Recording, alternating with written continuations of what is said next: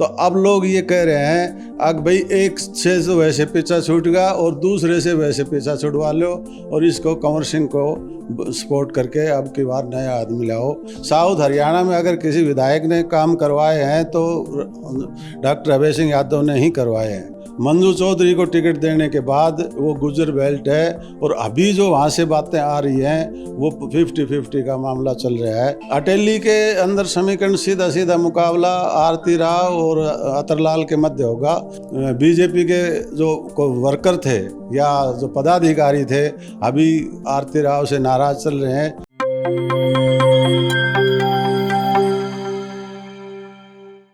नमस्कार, मैं हूं शैली शर्मा और आप देख रहे हैं जेपी हरियाणा। दोस्तों, आज हमारे साथ है वरिष्ठ पत्रकार हरविलास बालवान जी। सबसे पहले आपका स्वागत। धन्यवाद शैली जी।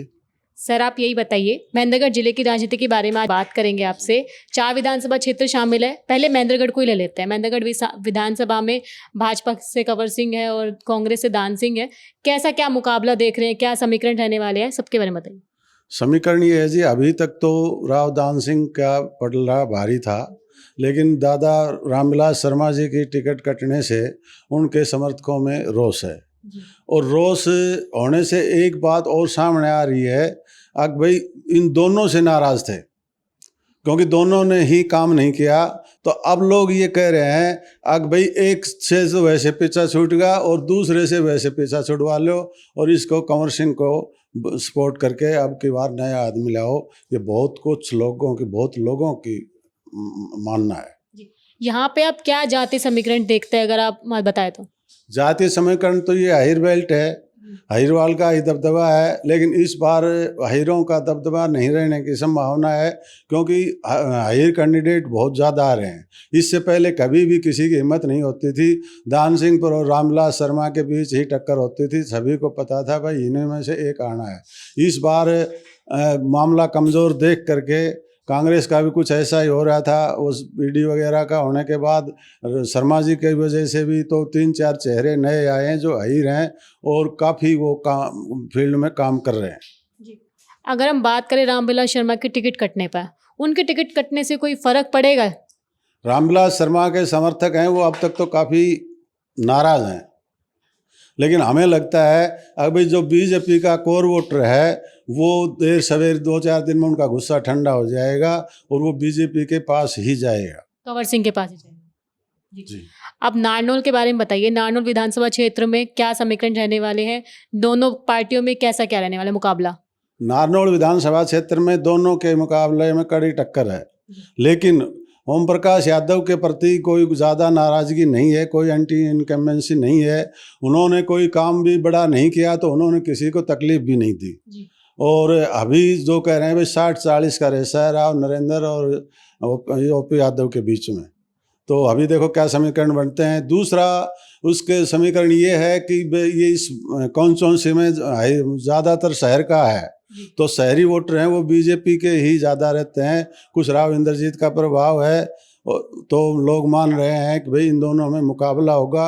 उधर राव नरेंद्र सिंह की ये पुरानी कॉन्स्टिट्यूंसी रही है। दूसरा, अभी हर आदमी के मुंह से यही सुना जा रहा है अगर सरकार कांग्रेस की आएगी तो 5-7%, 10% जो वोटर शिफ्ट होते हैं, तो उस शिफ्टिंग की वजह से मुकाबला दोनों में होने की पूरी संभावना है। बाकी तो 5-10 दिन बाद की स्थिति क्लियर हो पाएगी। नांगल चौधरी में राव अभय सिंह जो है उनको दोबारा टिकट दी गई है। मंजू चौधरी उनको दी गई है कांग्रेस से, बीजेपी से राव अभय सिंह है। आप उनके वहाँ पे क्या मुकाबला देखते हैं? नांगल चौधरी में राव अभय सिंह ने बड़े विकास कार्य करवाए हैं। अगर जिले के कहो या ये कहो साउथ हरियाणा में अगर किसी विधायक ने काम करवाए हैं तो डॉक्टर अभय सिंह यादव ने ही करवाए हैं विकासपुर से। लेकिन मंजू चौधरी को टिकट देने के बाद वो गुजर बेल्ट है और अभी जो वहाँ से बातें आ रही हैं वो 50-50 का मामला चल रहा है। अभी कोई क्लियर हम कह नहीं सकते भाई क्या आगे का। लोग विकास जो करवाया है विकास के नाम पर वोट देते हैं या जाति के नाम से वोट देते हैं या कोई और समीकरण बनता है, वो तो भविष्य के गर्भ में है। जी जी, कांटे का मुकाबला रहने वाला है। हाँ, आज की तारीख में कांटे का मुकाबला है, लेकिन पहले हम कांटे का मुकाबला नहीं मानते थे। जिले की सबसे सुरक्षित सीट मानते थे तो नांगल चौधरी ही मानते थे। राव नरबीर सिंह ने भी कही थी बात। हाँ जी।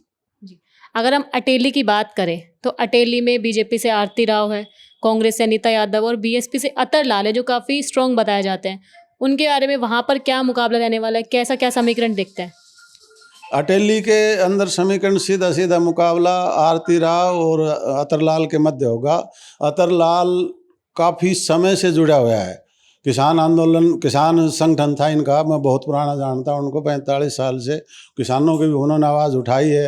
अब भी 3-4 बार लगातार लड़ रहे हैं। कुछ पिछले वक्त भी थोड़े से वोटों के अंतर से रह गए थे और लोगों को इस बार उनके प्रति संपत्ति बन रही है। अब की बार देख लो, आज आरती राव की टिकट क्लियर होने से पहले तो ये माना जा रहा था भाई इसको अब की बार ये विधायक बन जाएंगे, लेकिन राव इंद्रजीत के प्रभाव को देख तो ये लोग सोच रहे हैं देखो भाई क्या रहता है। बाकी बीजेपी के जो वर्कर थे या जो पदाधिकारी थे अभी आरती राव से नाराज चल रहे हैं, तो इनको कितना राव साहब मनाने में सफल हो पाते हैं कि इनका क्या रुख रहता है उस पर डिपेंड करता है। लेकिन अल्टीमेटली फिर भी लोगों के ज़बान से एक ही बात आती है, भाई आरती राव सीट निकाल लेगी। मतलब आपका मानना है अटेली से आरती राव अतरलाल के बीच मुकाबला होगा? जी। अनीता यादव, उनका क्या कहाँ स्टैंड है? तीसरे नंबर।